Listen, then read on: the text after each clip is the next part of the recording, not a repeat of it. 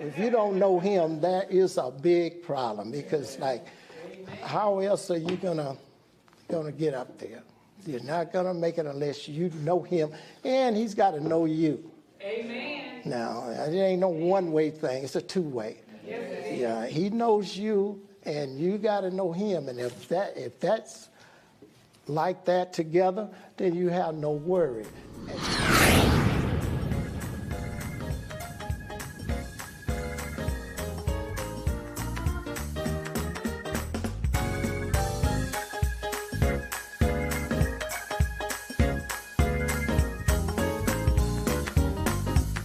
I want to talk about is with God,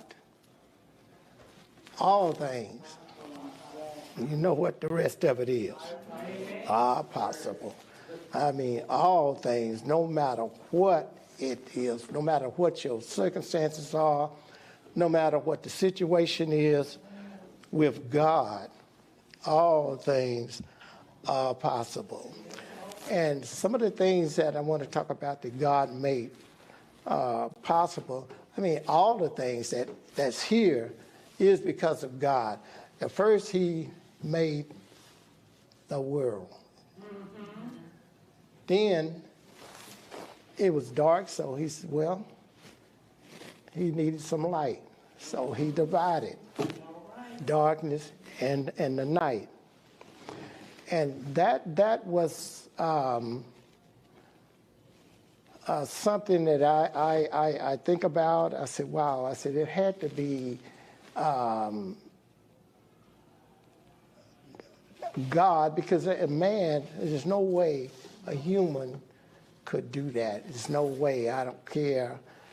Well, it had to be him to do that. Now, another thing is that when he made the earth, he made the oceans, and so he had to divide that ocean and the ground. So that's another thing he did. And another thing I read, that when Jonah was in the belly of the great fish. Mm-hmm. Now, I've seen some big fish. I've seen some huge ones.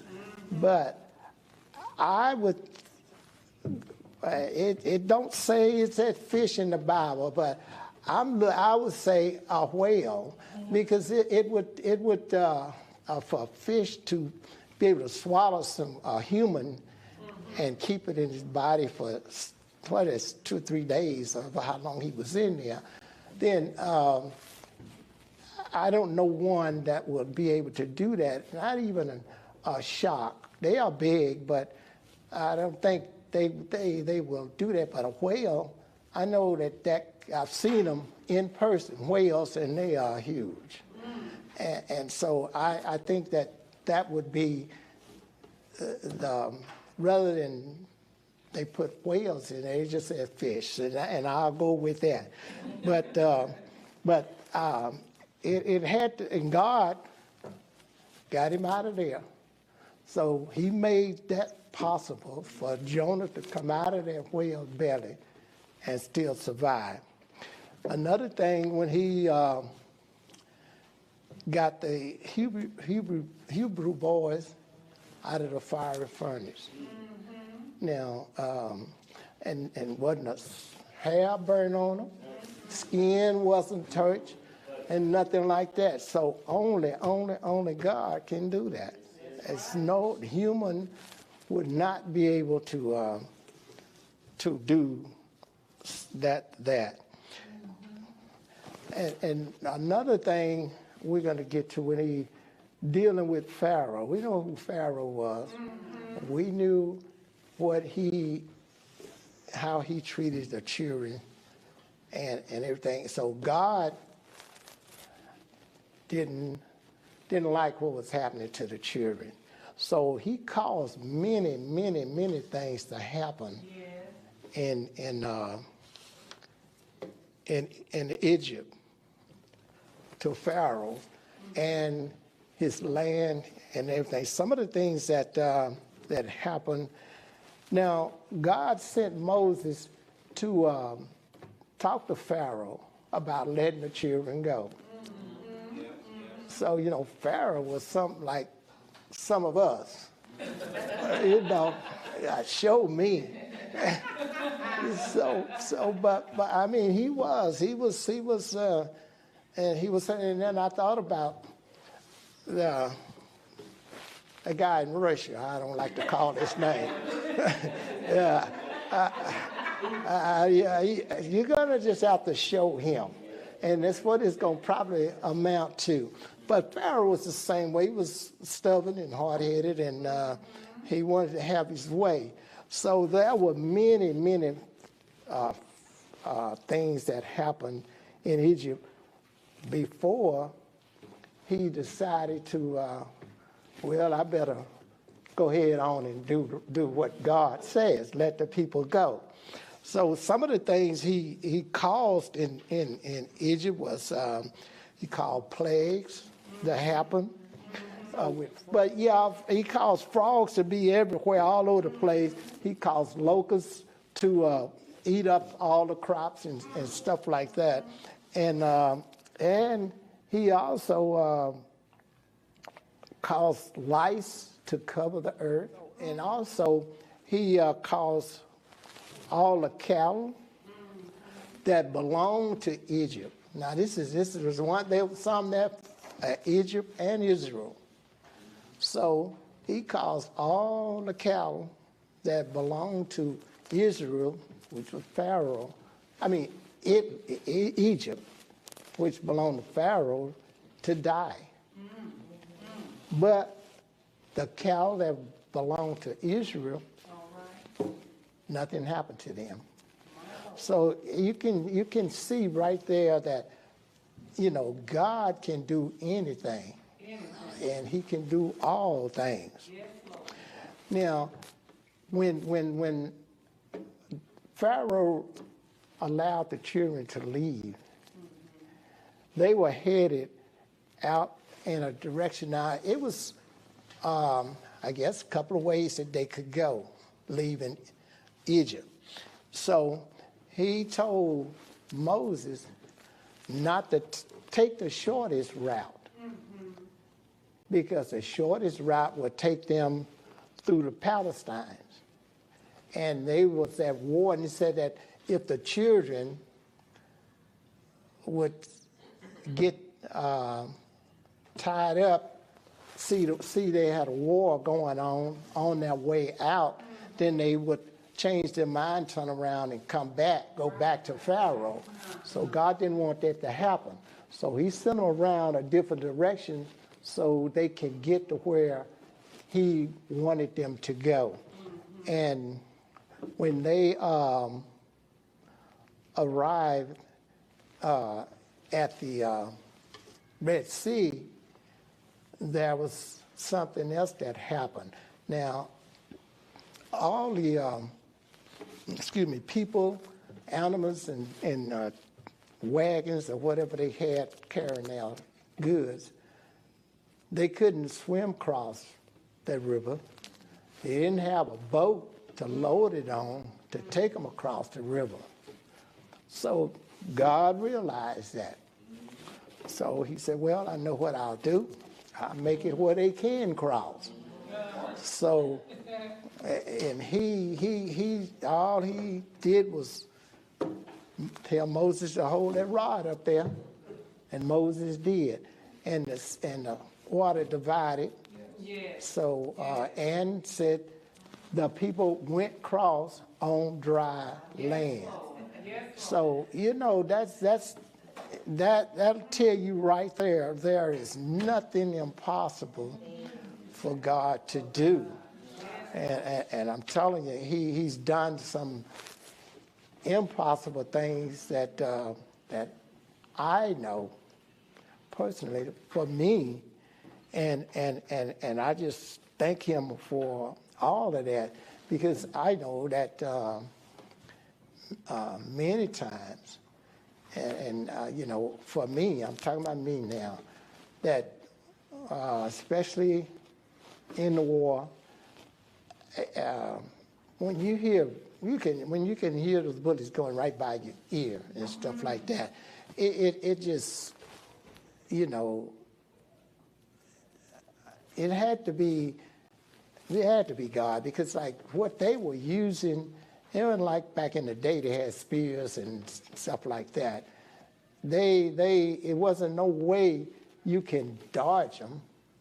That when they shoot at you, shooting the bullets, but you know they just went by me, and I tell you, it had to be God directing those bullets, because I mean once I got hit, but it wasn't where it took me. I had to go to the hospital for a month and a half, and I tell you what, when they finished with me there.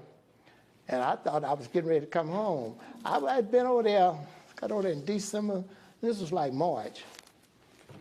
And so that happened. And so, you know, I was ready to leave. I really was. And so when I, are you ready to go? I said, am I going home? I never forget this. He said, no, you're going back to your company. I said, wow. Yeah. I said, well, and he said the reason, my wounds were flesh wounds. He said, now, if it had been some bones or something like that, then yeah, you'd have been going home, but they were flesh. And that's another thing. God allowed me to get hit, wounded, but it didn't hit anything that would really put me down for a while, or either put me out. And so I went on back out there, but you know, from that time on, when I went back, everything, you know, I didn't have any more problems. And one other thing, God, I mean, not one, but he's done many, many things for me, because I've been around for a while. And so this year, 1973, I'll never forget that year. I had just bought a brand new Pontiac Grand Prix. And so one of my friends, they had a birthday party for him, worked at the post office with me. We was at the post office at that time. And he lived in here, but he was from Denton. So they was having a birthday party up there for him. I got off, I was working from 3 to 11:30 at night. I got off from work, went home, took a shower, and got in bed. That way now, I won't do that anymore. I won't get up and go nowhere. I not to something like that. So I got a call. It was about 12:30 or so.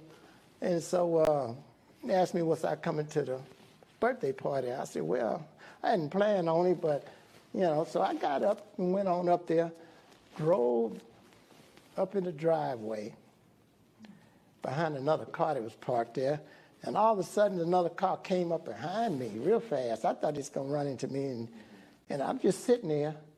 It was like 1:30 or something, 2 or something like that in the morning. So I saw somebody, I was looking through my mirror, and he get out the car, and I saw him pull something out like that and do that. And I'm looking, I thought they was joking. You know, sometimes the guys will pull a little prank or something like that. So he came up there and said, told me to get out the car, use some bad words. And then I said, well, I still was thinking that he was joking. And so he said it again, and then he grabbed the door and snatched it open. And he said it again, told me to get out the car. And so I was about to turn to get out, and then all of a sudden, he fired with me sitting in the seat. And so I didn't know, I know I got hit. And that's another thing, God, I'm telling you. That bullet went through my neck. And I got the wounds right one here and came out over here. And I thought it grazed the back of my neck because it was just burning.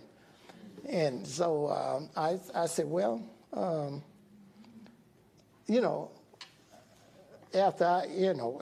a while, I fell on the ground. I remember that. And then I remember him putting it right there. But I don't know if he saw the blood gushing out both sides of my neck and decided not to do it, but I think God stopped him. Yeah.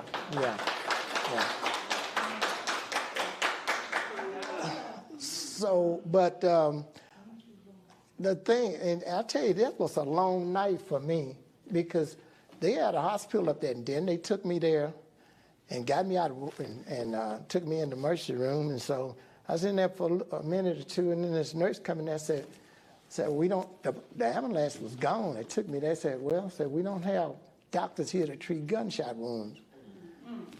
And I said, she said, we've got to send you to Dallas. So they called the ambulance back, and they put me back in there and took me to Dallas, Parkland. And I didn't know where they was taking me. If I had known, they would never took me to Parkland. I told them, take me somewhere else. But this is something. But when I got there, this doctor, I was laying up in the emergency room, my eyes closed, and I heard somebody talking. I looked up, and there was a whole bunch of doctors standing around, and this old doctor was standing over me, and I heard him say, the bullet went in this side and came out this side. That's the only time I knew that bullet didn't graze my neck. It went through. And so he said, we got to send you down. No, before that, I had bought a $300-something leather jacket. It was cold, and I had it on. And you know, they don't pull it off of you. They cut it, and I was mad. I mean, they did, really. They took and went up them sleeves and cut it off because he said they couldn't move me. So anyway, they took me down for an x-ray. And I came back up there, and the doctor said, somebody's looking out for you. And I said, yeah, I know. And so I said, he's been doing that for a long time. And so he said, the bullet went through your neck. The only way it could have gone without either paralyzing you for life or killing you. So he said it missed everything that was vital by just a hair. And I said, God had to guide that bullet through there. But that guy, I don't know, he thought I was somebody else. Because another one of my buddies, and I got mad with him later on when I found out that he had a Pontiac too, just like mine. And he was up there, and he was seeing this guy's wife. And the guy thought it was me. He just knew it was and when we went to court, he said he just knew the guy had a Pontiac Grand Prix. And so he had to go down for quite a while for that. To say this, what I was saying, with God, all things are possible. He made it possible for me. He made it possible for all of us because we're still here. Amen.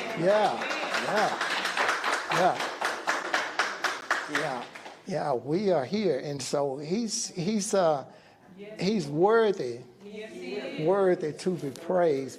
And I just give him all the praise. Yes, Lord. And I just thank him for life. I thank him for finna be 80 years. Yeah. And it's whatever he say. I'm whatever he tell me, I'm ready. I'll tell you, I am ready because he has been so good for all of this time. But I just want to kind of hit on some of the things that why I say with God, all things are possible.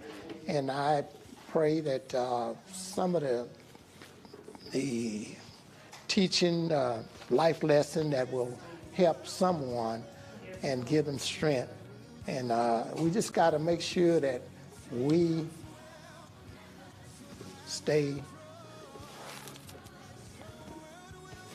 keep our mind on God at all times.